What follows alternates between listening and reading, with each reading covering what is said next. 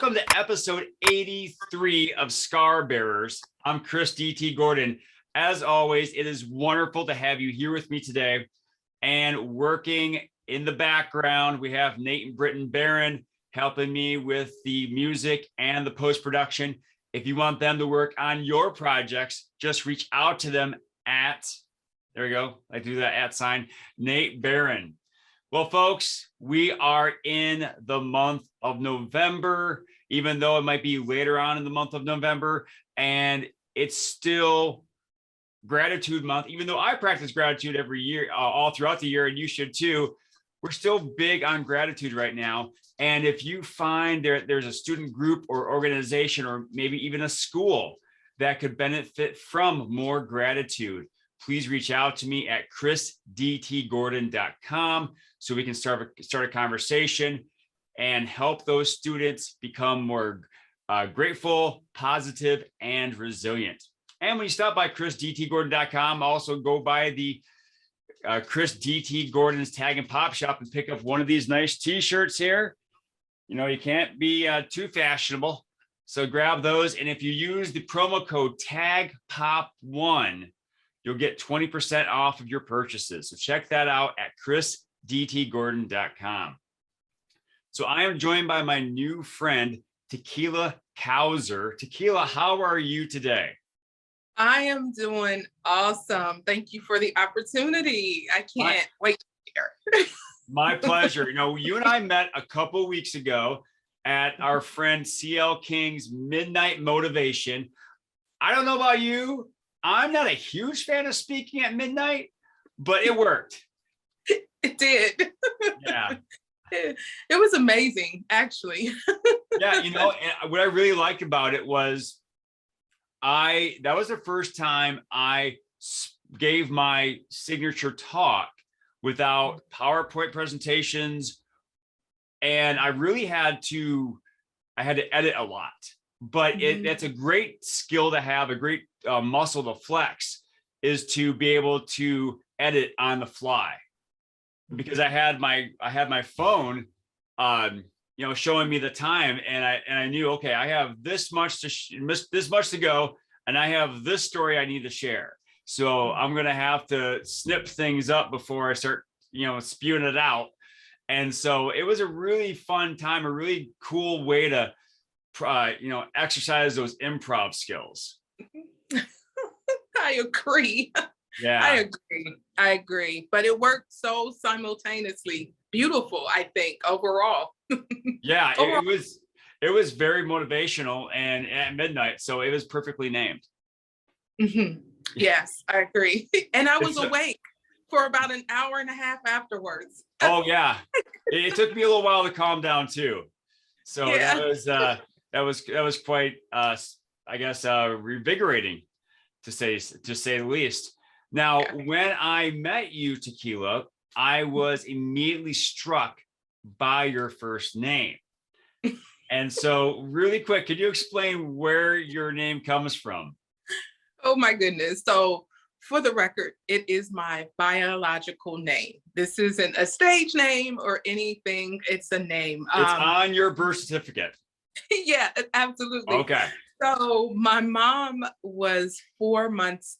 I was 4 months in utero, and her and my father were picking up liquor from the liquor store, and it was a bottle of tequila. It was his favorite drink at the time.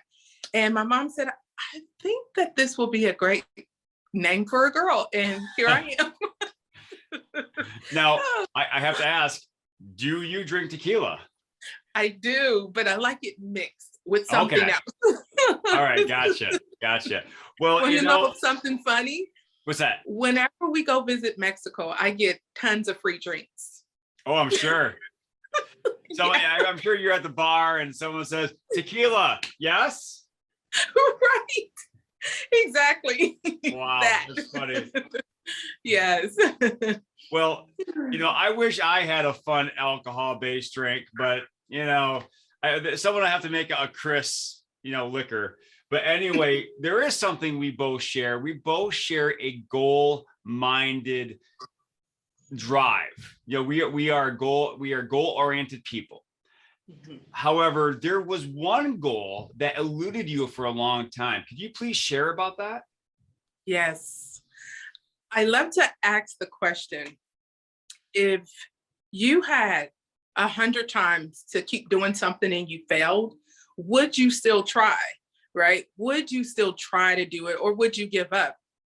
Um, my, you know, I grew up, it's funny, I grew up in this half semi-single parent home. And when I was 9, my mom and dad divorced. And so it left my mom with 4 kids, 4 girls. And as a girl, we dream of this American dream of, getting married or going to college, getting married, graduating, all of those things, the white picket fence, right? But mine actually turned into the American nightmare for so many years. When I was 19, I was told I could never have kids from a family doctor that we have been going to for many, many years. How did he find this out? Or, I mean, were there examinations that he had undergone? So one of the key signs was an irregular menstrual. My menstrual, when it started, it was never something that was like an ongoing thing. And we were there for issues with that. And my mom asked her, is this an interference really with, is she going to have kids? And the doctor was like, no, she won't. She's considered, and not, she's an inovulation. She doesn't ovulate. So I'm thinking, how does one just tell you that you will never have kids? Like at 19-year-old brain can't really fathom such thing. But, it hit me, okay, I could never have kids. And my mom was like, well, we're leaving her. It was one of those things like, we're leaving her. We're going to go and get a second opinion. So after so many opinions, they were like, yeah, you may not have the chance of having a kid. What we have to do is make sure that we keep you on a regular schedule, so to speak. You know what, guys, I'm sorry. I have 2 guinea pigs. So if you hear the squeaking, I am so sorry. It's the guinea pigs. That is an interesting part of your story. Wow. No, it's okay. I have 3 kids of my own, and they just came home. So if you hear any slamming of doors, those are my guinea pigs. There you go. So squeak away, guinea pigs. Yes. So, it was, oh my gosh, it was heartbreaking, Chris. I cannot tell you the amount of mental turmoil it took, self-infliction, that I'm not anything. I told my husband he could leave me. I mean, it was horrible. It was pretty bad. Let me tell you that. That was the first time I was awakened to what's called depression. We call depression. I didn't know what to feel, because my husband and I were just trying, and we were spending like thousands of dollars, on the IVFs, the IUI, anything that could potentially get me pregnant. We were down to try it.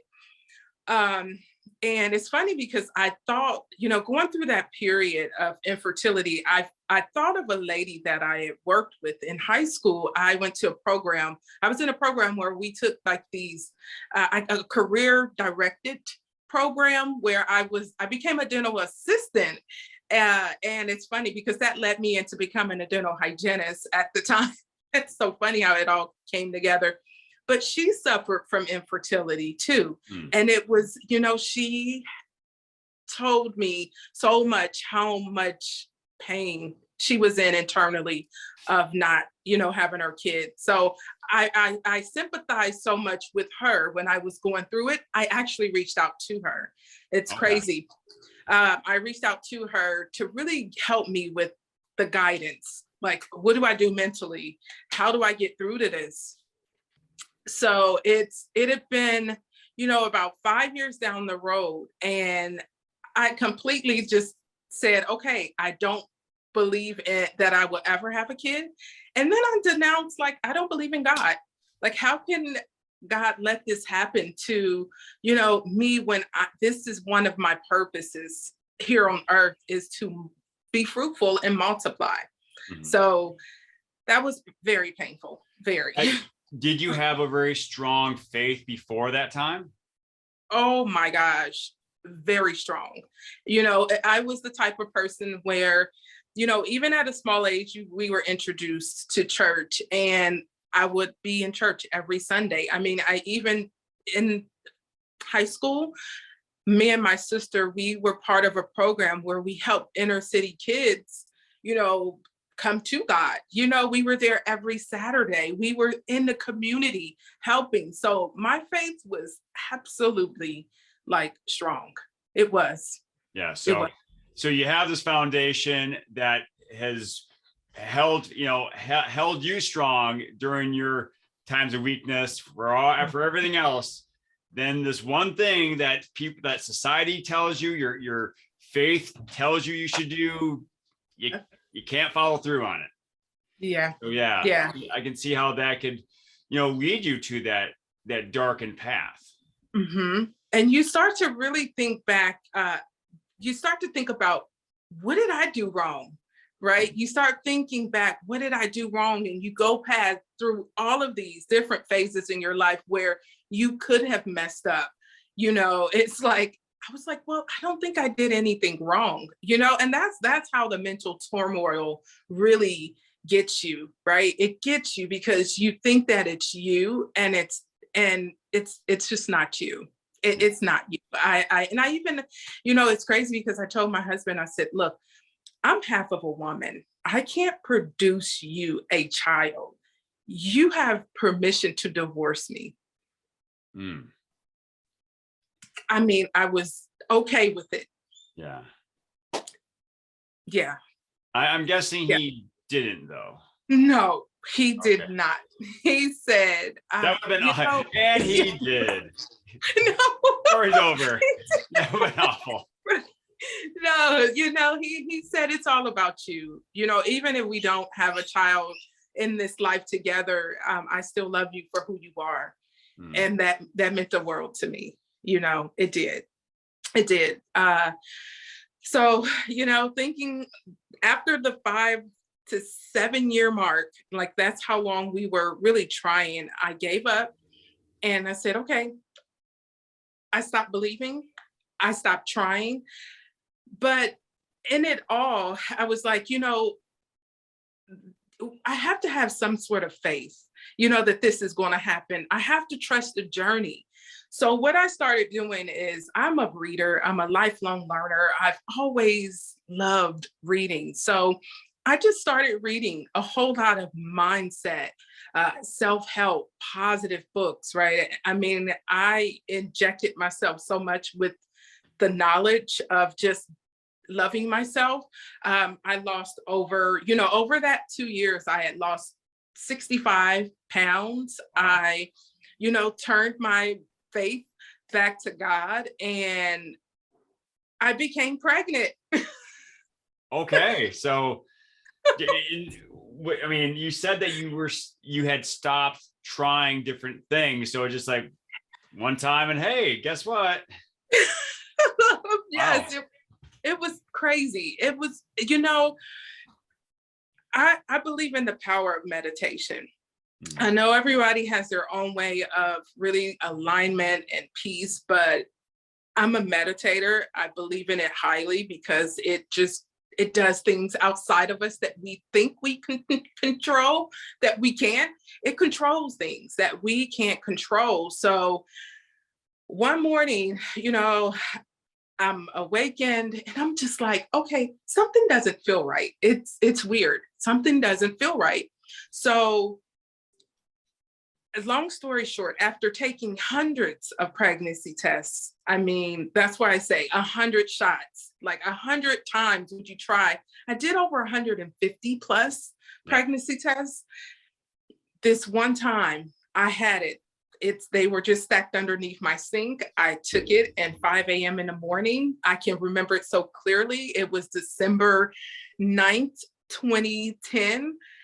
I'm yelling out of the next restroom into the other restroom to my husband, I'm pregnant. I mean, he's like, what? I mean, I can feel it now. I can feel the emotions because it was one of those things where you don't believe it, but this test is saying, yeah, Were you like got shaking it just to make sure it wouldn't go, go back to its original color or something, and checking the expiration date? I took like 3 other ones that same day, and they all just kept saying it, and it was different brands, right? I had to go get different brands to make sure they aligned. All right, so a valid test. Yeah. Yes, and it confirmed. I did a blood test, and yes, I was there. I was pregnant. Yeah, awesome. Miracles. Like, we don't know how they happen, but trusting the process and just having that little ounce of faith and leaving it, getting it out of our mind. When we focus on something, it expands, right? Just the desire of wanting when I felt I could not have. And Chris, I think it was just the story of the first doctor in my mind that just said, you can't have kids, right? You will never have kids. So those things really stick in our mind. And when we finally let go of that, of what someone else's opinion, everything else skyrockets from there.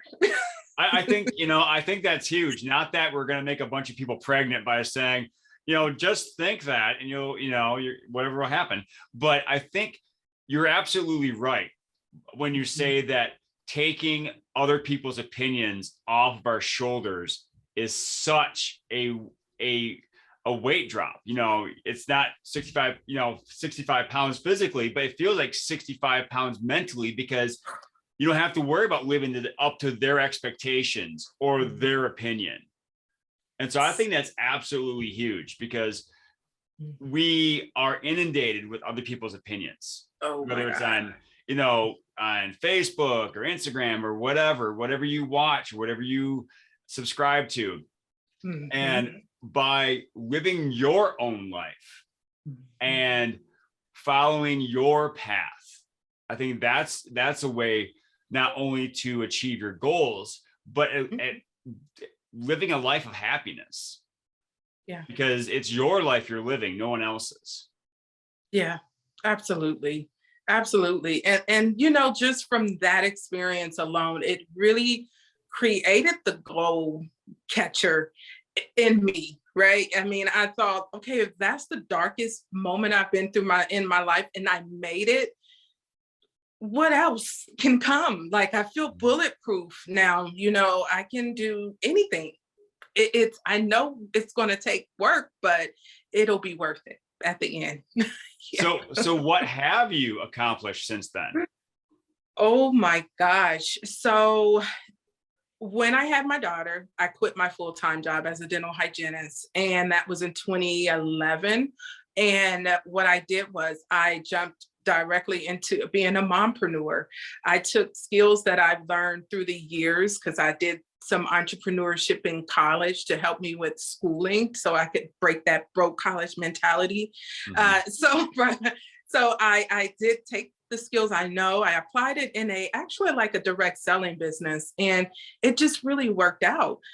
But then within that direct selling company, you figure everyone's doing the same thing. So it's like, hey, how do I stand out? So I just really started showing up, telling my story, feeding the positivity into this world, because I'm now an incubator of like all of these positive affirmations and mindset things. I just started feeding them to my social media, and that put me on different stages. I got a book deal, and I mean, it's coaching.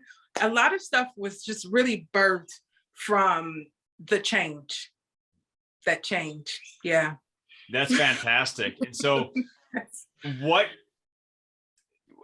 you go speak, and I'm speaking, and I'm asking this as a fellow speaker, were you drawn to a certain type of audience, or were you finding that this message resonates with so many different places that I can find myself in all kinds of stages? Oh my gosh, that's such a good question. No one has ever asked me that. I love that you asked that question, because the story in itself, it opened doors, but it also teaches a lot of people about being impregnated with that idea, right? We all have our gifts, right? We all hide behind these gifts that we have. Maybe it's a job that you're on and you know what you're doing well and you can apply it in another area and make more money. So it's showing you that, hey, you're impregnated with all of these gifts. It's time for you to birth them. You know, you can birth these things. We've all been conceived with these amazing talents and skills and gifts. And I found myself on different stages with even women empowerment groups. Recently was like with breast cancer awareness, you know, and speaking to women on that, told the story, but it could pass on all different types of realms, you know. Oh my gosh, yeah. And I think I have a title for you, the mindset impregnator. The mindset. I think it's golden. Just go with it. Oh, I like that. I'm sure it looks good on a t-shirt. Right. I love it. I might do that. All right. So first of all, I have to ask, you had a daughter, correct? I did. How is she doing? She's amazing. Oh my goodness. She is 10 years old and she's doing amazing in school. Like I just transitioned her into brick and mortar. I homeschooled her for up to 4th grade. And she's just an incubator of knowledge, Chris. And it's one of those things where I look back and I actually thank God for the struggle of not having a kid, because maturely I wasn't ready. Mm-hmm. But once I had her, I was ready, because now I was the person I needed to be for her, and just feeding her that just that conscious mentality. It makes her different than a lot of other kids she surrounds herself with. Yeah. You know, as a teacher myself and for an online school, I really see how much influence parents have on their kids. And also we live in a small town here, so you know the families, and you can really tell who, you know, how much influence parents have. And I think a lot of parents really, they downplay their influence on their kids. Parents, I mean, parents are the first teachers. So I think it is huge, the amount of influence that parents have, despite what they believe. And so that's great. I'm so happy to hear that she's doing well. Thank you. And secondly, what is new for you? What's coming up that's exciting, exciting for the mindset impregnator? Oh my goodness. I am excited because I am, over these 10 years of just doing the full-time entrepreneurship, I figured out different ways. I'm not going to say shortcuts, because the road is always still long when it comes to your business. But I've figured out, what I'm really good at is that introspective person when it comes to showing up online. So I've already launched a 6-month program that starts in January. It's called Say My Name, because I'm a personal branding coach, and it's all about you, right? It's all about your name and how important your name is when it comes to really building your business and your brand. Okay. That's awesome. And so how, this leads to the natural question: how do people find out more about this 6-month program? They can I would love for you to go to my website and schedule a 30-minute call, because I want to know if we're a good fit. And I have it on my website where you can schedule your 30-minute chat, and we'll see if you're a fit at tequilacousar.com. And if you are, and if it is something that you really desire, I am here to help you. I'll hold your hand. That's fantastic. So Tequila, since this is November and I am the Attitude of Gratitude speaker, I have to ask you, what is something that you are grateful for that you would not automatically go to when someone asks you that question? It's funny. I'm actually grateful that I have a car that is new. Okay. I've had no car payment for 15 plus years. So getting the new car was it brought so much clarity and confidence. So I'm not worried about I know that's crazy, but No. I'm not worried about how I'm going to get to point A to Z. Well, good. Yeah. Does it still have that new smell? It does. Believe it or Well, that's not, great. I keep it clean. I'm guessing your daughter knows the rules in the car, right? She follows Oh, those. she does. Well, good to hear. Good to hear. So Yeah. we can find you at tequilacousar.com. Any other places Mhm. where we can find you? You can find me everywhere. I'm on Twitter, I'm on Instagram, Facebook. I'm all over. You can Google me. If you Google me, you'll find me. All right. Yes. Yeah. And so tequila, like the alcohol, and Cousar, Cousar. Check her out. And she's got a fantastic story, as you just heard, and she's going to change lives. And one more question, Tequila. What is your favorite dinosaur? Oh, a T-Rex. And I think I know the God. answer to this, but why a T-Rex? Oh my goodness. Because that's the only dinosaur name I know. I figured that's what you would say because of when I sent you that question. Like, I don't know any, but T-Rex is Right. popular. Oh my gosh, yes. Well, which is okay because and that's exactly why I asked that question. Because one time on Facebook, I think someone said, "No one asks you my favorite dinosaur anymore." So when I started interviewing people, I thought, you know what? I'm going to be that person. I'm going to ask you what your favorite dinosaur is. Oh my gosh, that's a good question. Thank you. And it does reveal a lot about people. By and large, some people are go-getters, so they go for T-Rex. Some people are nice and chill, so they might go for Brachiosaurus. So it's a really interesting mind game. Not to say that we're playing mind games here, but just a good read into the person. Mm-hmm. And I can, being so goal oriented, I can see you being a T-Rex. Oh, I'm there. There you go. Thank you. Well, Tequila, thank you so much for joining me today. It was fun to reconnect with you and to hear your story. And I'm excited for the journey you're going to take with people starting in January. Mm-hmm. Thank you so much. I appreciate the opportunity. And I just like to say, you have one shot at living a completely different life. Take the shot. Exactly. So folks, take the shot with tequila. Oh, there's your shirt right there. Take your shot with tequila. All right. Well, folks, to wrap it up again, thank you for being here today. Stop by Chris DT Gordon. If my message of the attitude of gratitude could help out your young people, help them work through their issues or struggles and develop more positivity, gratitude, and resilience. Again, that's chrisdtgordon.com. Check out my articles I've written. Check out the tag shirts at the Tag and Pop Shop. And just let me know what you are grateful for. All right. Thanks for joining me today. Please have a great day. And remember to pass on perfection and go for greatness.